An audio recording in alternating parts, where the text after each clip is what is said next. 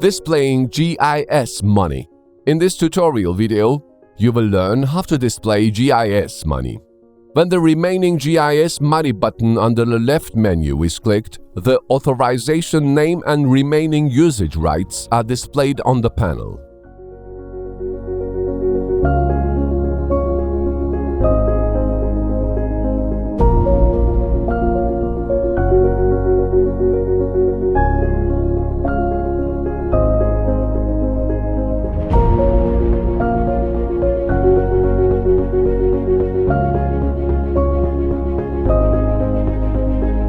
Thank you for watching us. Don't forget to follow us to be updated for recent developments. You may continue to next tutorial video.